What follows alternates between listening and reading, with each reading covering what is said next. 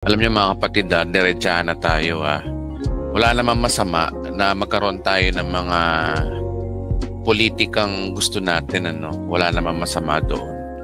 Kung yun ang bet natin, bet natin. Kung berde tayo, berde tayo. Kung pula tayo, pula tayo. Pero pag yung binabastos mo na yung mga nasa authority, doon ako against. At doon against ang Bible Sabihan mo ba naman na bangag yung presidente? Sabihan mo ba naman na mura-mura yung presidente? Murahin mo yung mga na congressman? Doon po against ang Bible. Alam niyo mga kapatid, hindi ako pro Marcos, pro Duterte, kung sino pa man. Wala akong pakialam mga kapatid.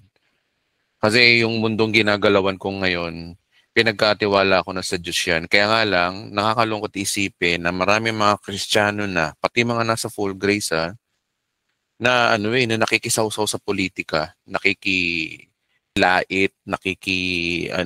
nakakalungkot isipin, no. Tingnan itong post kong ito, may papakita ko sa inyo. Sample lang ko kayo. Tingnan ito, no.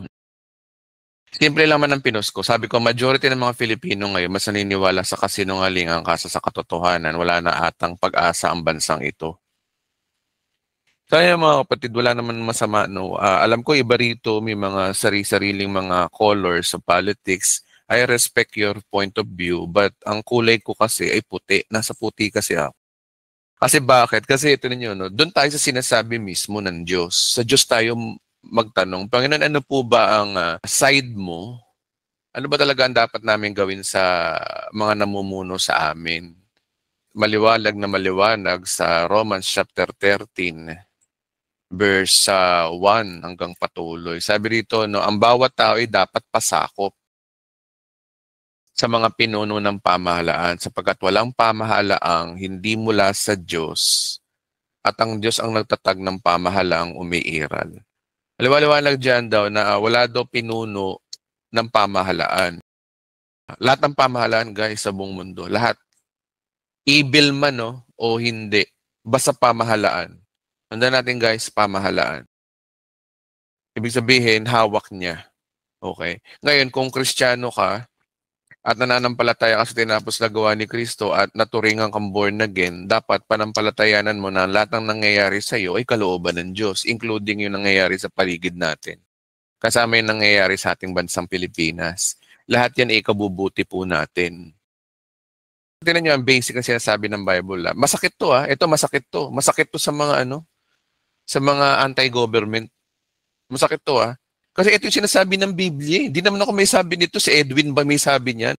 Romans 13 verse 1 Romans, Bible. Salita ng Diyos ang may sabi Bible ang may sabi. Hindi ako. Okay? Binabasa ko lang yung sinasabi ng Bible. Diyos ang may sabi. Diyos. Ulit ko sa mga nakikinig, Diyos ang may sabi. Hindi ako. Okay? Ito, ang bawat tao daw, sabi ng Diyos dapat pasakop sa pinuno ng pamahalaan. Pasakop. Sapagat walang pamahalaang hindi mula sa Diyos. Wala daw gobyerno. Ngayon, kung galit na galit kayo sa presidente ng Pilipinas, sorry, sabi ng Bible, wala daw pamahalaang hindi mula sa Diyos. Hindi naman ako may sabi niyan At ang Diyos ang nagtatag. Sabi ang Diyos doon nagtatag ng pamahalang umiiral. Bangag yung presidente, wala kang magagawa. Ibig sabihin, bangag ang Diyos. Di sabihin mo na rin bangag si Jesus. Yun yung pinag-iisipan nyo nga pinagsasabi nyo. Sabihin nyo bangag ang presidente. Ano yun, hindi pinag-iisipan ng Diyos ang ginagawa niya? Sige nga. Mas magaling pa kayo sa Diyos? Wala nga doon pamahalang hindi galing sa Diyos. Gaaga, pastor, naninermon ka. Oo. Kaya nga ang lumalaban daw, sabi ng Diyos, sabi ng Diyos, Diyos may sabi. Kaya nga ang lumalaban sa pamahalan ay lumalaban sa tinakda ng Diyos. Kaya pag nilalabanan mo ang gobyerno, nilalabanan mo ang Diyos. At sabi, at may parusa daw Di ba kayo natatakot sa Diyos? Sabihin yung bangag yung presidente? Alam nyo, kung si Sarah nakaupo, irerespeto ko rin yan Kasi siya nakaupo Kung sino yung nakaupo, irespeto ho natin. Okay? Ang mga pinuno hindi dapat katakutan. ng taong gumagawa ng mabuti. Eh kung law-abiding citizen ka, huwag kang matakot. Pero kung ikaw, hindi ka law-abiding citizen, rebelde ka, nasa ibang bansa ka, kung ano-ano sinasabi mo laban sa pamahalaan ng Pilipinas, eh may kalalagyan ka talaga, sabi ng Bible yun eh. Sinabi na ng Bible, di naman ako may sabi guys, mga Pilipino, gising, hoy. Diyos ang may sabi. Walang pamahalan daw na hindi galing sa Diyos. Eh sabihin nyo sa akin, eh Pastor, paano kung evil yung pamahalan? O mamaya pag-usapan natin. Doon muna tayo dito sinasabi ng Bible. Maging firm muna tayo sa sinasabi ng Diyos mismo, Bible mismo. Diyos mismo ang may sabi. Ang gumagawa lamang na masama ang dapat matakot. Kung ayaw mong matakot sa mga namumuno, gumawa ka ng mabuti at pararangalan kanila. Totoo naman yun eh. Kapag sumusunod ka sa gobyerno, sumusunod ka sa pamahalaan, good ka. Kino yung mga lumalaban sa pamahalaan ngayon? Napabuti ba sila? Napabuti ba sila? Ito po, ito masakit sa katotohanan, no? Sila'y mga lingkod ng Diyos para sa ikabubuti mo. Ayun ang Bible, may sabi, oh. Kabubuti mo daw yun. O yung mga Kristiyano, mga born again, nakasama natin, anyari sa inyo? Nagre-rebelde kayo? Nagrarally pa kayo? Ibagsak ang presidente? Ano nangyari sa mga religious group ngayon na nagtuturo ng Bible, hindi nila nabasa to? Sila daw ay mga lingkod ng Diyos para sa ikabubuti mo.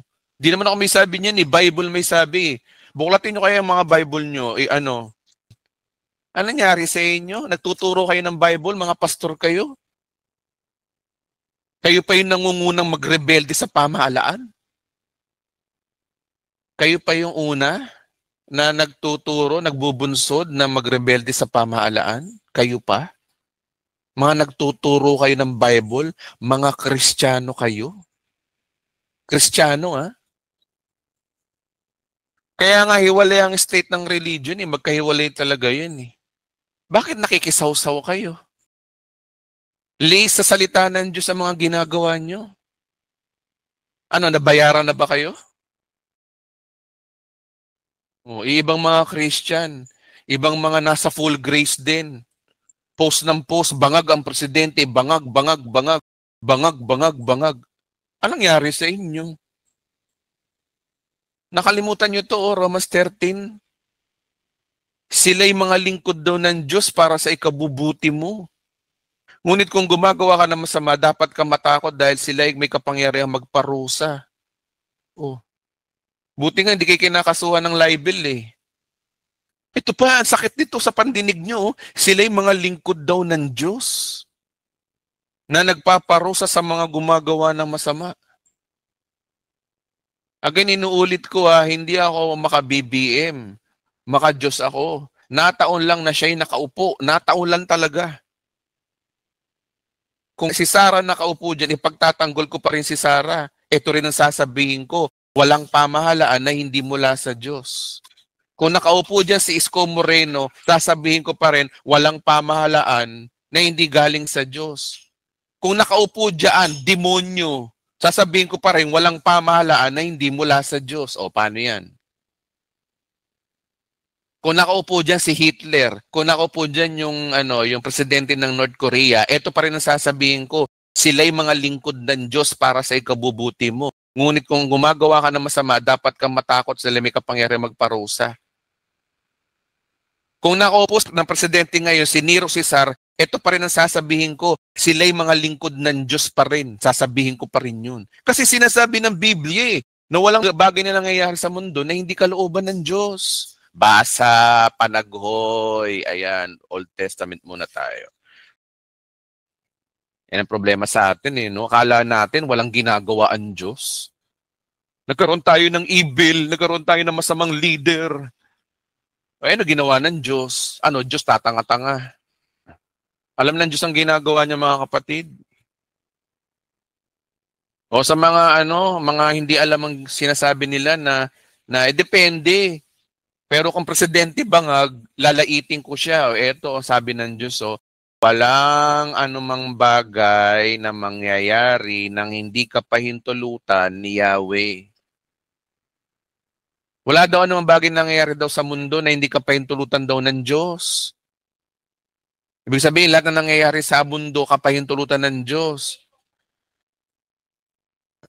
Ang problema kasi sa mga tao, kapag maganda yung nangyayari, galing daw sa Diyos. Kapag pangit ang nangyayari, galing daw sa demonyo.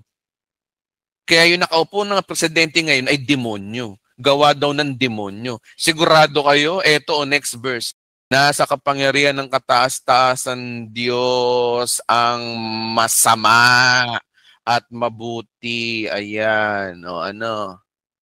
Biblia may sabi. Kasi mga kapatid, kung walang masama sa mundo, bakit pagugunawin ng mundo? Niloob nga ng Diyos masama eh.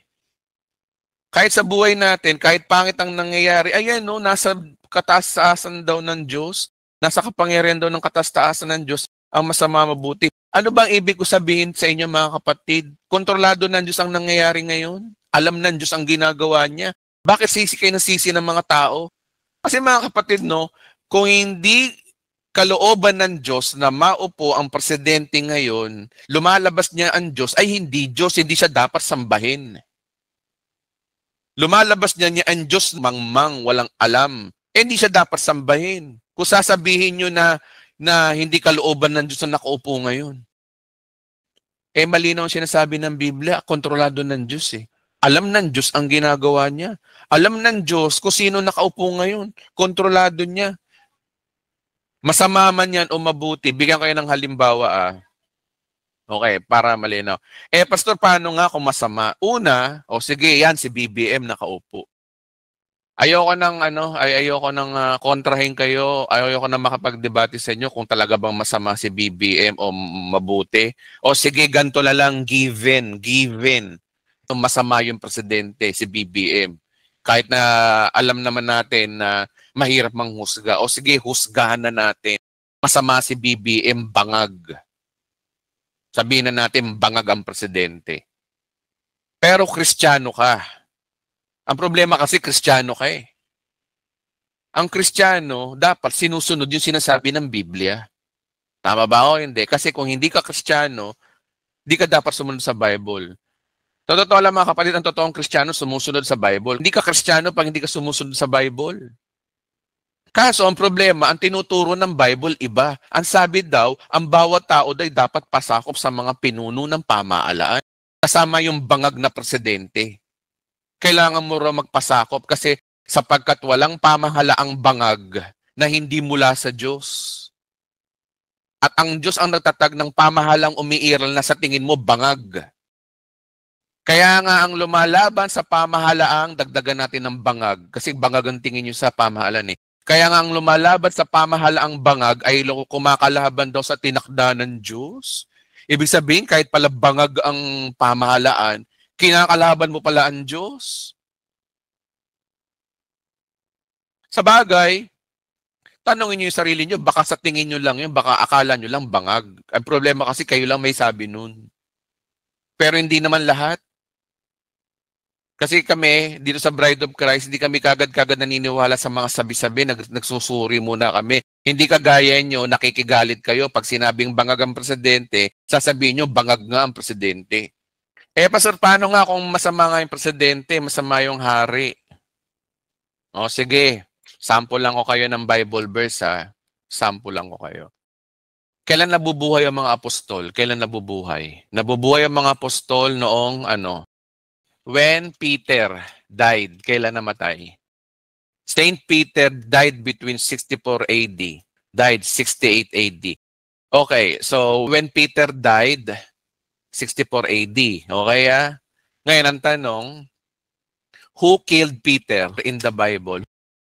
Christian tradition holds that crucified upside down Rome during reign of Emperor Nero. Pinapatay ni Nero Caesar si Peter. Ngayon, kung kayo nasa lugar ni Pedro mga kapatid, ano masasabi nyo kay Nero Caesar? Evil or good? Pakisagot nga mga kapatid. Kung kayo si Pedro Ano masasabi nyo kay Nero Cesar? Masama o mabuti? Pakisagot mga kapatid. Evil. Evil. Evil. Sige po, salita po kayo. Evil. Chat, sige. Evil. Evil. Pero kalooban ni Lord ang pagiging evil niya. Amen. Sige po, sige po. Maraming salamat. Maraming salamat. Oh, evil. Alam nyo, may sinabi si Pedro eh. Si Pedro, ang nagpapatay sa kanya, si Nero Cesar. Pero anong sabi ni Pedro, guys? Tinan nyo ha. Sabi rito, no? Sino may sabi nito? Pedro. Ano sabi ni Pedro? Igalang ninyo ang lahat daw ng tao. Respeto daw ang tao, no? At mahalin ang mga kapatid kay Kristo. Mamuhay kayo ng may takot sa Diyos at may paggalang sa emperador. Kita nyo? Di ba kayo nahiya kay Pedro? Sasabihin mong bangag ang presidente, hindi ka naman pinapapatay, hindi naman nadedeklara ng martial law. Wala namang ginagawang masama sa iyo yung tao, nakikigalit ka lang. Pero itong si Pedro, pinersecute ng Roman Emperor Nero Cesar. Pero ano sabi ni Pedro? Sumulat siya sa mga Kristiyano, igalang ang emperador. Tapos sasabihin mo, Christian ka?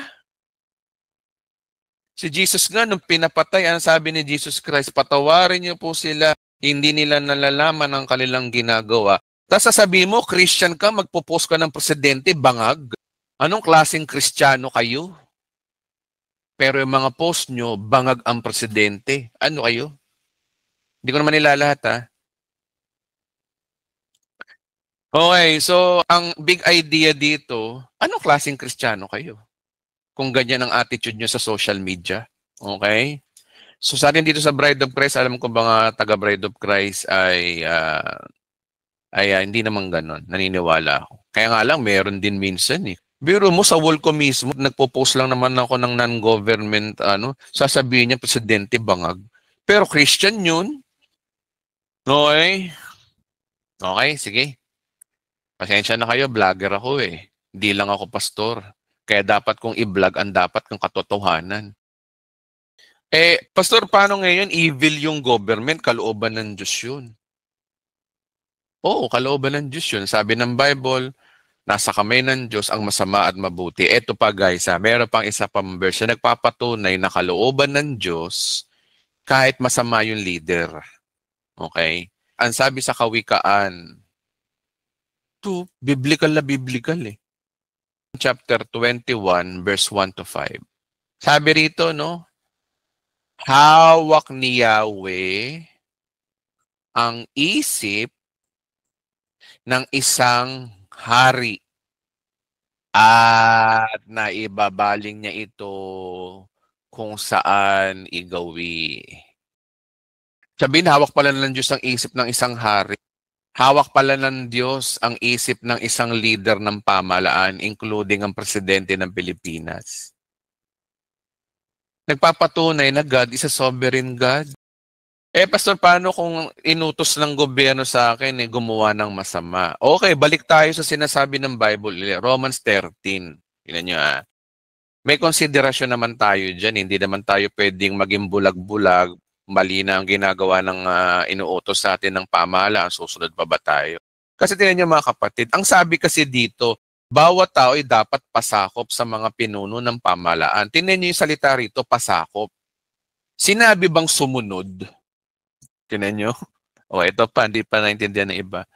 Iba yung obedience sa submission. Ang sabi diyan, pasakop. Hindi sinabing obedience. So, ibig sabihin, kung pasakop lang yan, ibig sabihin, pwede ka mag-disobey. Pastor, pwede ba ako hindi sumunod? Of course. Kasi ang sabi lang, magpasakop. Ano ba ibig sabihin ng pasakop? Ano ba pagkakaiba ng pasakop sa obedience? Ito, no? The difference between submission is that submission is an attitude of the heart, while obedience is an action or compliance. Submission is a voluntary yielding an authority based on respect and trust, whereas obedience can be more act of following orders without underlying willingness. Tagalogin nga natin 'to mga kapatid, no. Sabi rito, no, ang pagkakaiba ng pagpapasakop ay isang saloobin ng puso, habang ang pagsunod ay isang pagkilo sa pagsunod. Ang pagpapasakop ay isang kusang loob ng pagpapasakop sa awtoridad batay sa paggalang, may tiwala at galang. Ang pagpapasakop pala ay may respeto at tiwala. Samantalang ang pagsunod ay maring isang simpleng kilos, pagsunod sa utos.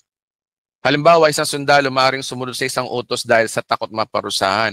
Ngunit ang isang sundalo nagpapasakop sa kanilang commander, ginagawa nito na may paggalang ng kanilang posisyon at handang suportaan. Ang pagsunod ay susunod ka lang. Pero yung submission iba. Mga kapatid, pwede ka naman magpasubmit nang hindi ka naman sumusunod. Pwede naman yun eh. Basta magpasubmit. Ano ibig sabihin ng submit? Ang submission po ay respeto at tiwala. Pero nakakalungkot sa mga tao ngayong mga Pilipino. Pwede namang silang hindi sumunod kung ayaw nyo. Take your own risk. Pero yung respeto at tiwala, yun ang binabanatan ng Biblia. Matuto kayong rumespeto ng emperador. Matuto kayong rumespeto. Kasi pag hindi nyo nire-respeto ang pamahalaan, kinakalaban nyo ang Diyos. Ito yung sinasabi dito, no? Bawat tao ay dapat irespeto ang mga pinuno ng pamahalaan. Sapagkat walang pamahalang hindi mula sa Diyos at ang nagtatag ay may pamahalang umiiral. Kaya ang lumalaban o yung nanlalait sa pamahalaan ay kinakalaban ang Diyos. At sila'y parurusahan. So ano yung sinasabi ng Romans chapter 13? Hindi obedience, kundi irespeto daw ang pamahalaan. Respeto ba yung sasabihin mo yung presidente bangag? Sabihin mo presidente bangag? Anong klaseng Kristiyano ka? Ang tanong, Kristiyano ka ba talaga? Kaya mga kapatid, pasensya na kayo, dapat kung banatan ng mga Kristiyanong ito na Kristiyano daw sila, nakikisawsaw, nakikisimpatya sa mga makasanlibutan na gawain. Ito ang masakit ng katotohanan. Ang Antikristo po mga kapatid, pag dumating, kalooban din ng Diyos yun. O, saan sa Bible? Basa, Revelation chapter 13. Nilait nga niya ang Diyos. Sino yung halimaw? Ito yung halimaw, yung Antikristo. Nilait nga niya ang Diyos, ang pangalan ng Diyos at ang tahanan ng Diyos at ang lahat ng nakatira doon. Ibig sabihin, ang nangyari daw, yung Antikristo daw, nilait daw ang Diyos, pati daw yung pangalan ng Diyos. Pero pagdating sa verse 7, pinahintulutan din siyang salakayin, gapiin ang mga hinirang ng Diyos. Sino yung nagpahintulot? Pinahintulutan siya. Pinahintulutan magyabang ang halimaw na manlait sa Diyos. Tingnan mo, kung ikaw ay Diyos, pahihintulutan mo na yung Antikristo, laitin ka at maghahari sa loob ng 42 months. O ito guys, maghanap na kayo ng pinakamasamang tao sa buong mundo. Pinakamasama. Mas malala pa kay Nero Cesar, kay Hitler. Pinakamasama. Wala nang sasama pa sa Antikristo. Wala nang sasama pa sa mangyayaring future na Antikristo. Pero ang sabi dito, no, pinahintulutan magyabang ang halimaw, manlait sa Diyos, at maghari sa loob ng 42 buwan. Anong klaseng Diyos yan kung tutuusin? Nagpapatunay mga kapatid na ang lahat ng gobyernong umiiral sa buong mundo, in the past, present, at pati future, kalooban ng Diyos. May basbas ng Diyos talaga. Kasi ang Diyos ang may author ng mabuti at masama.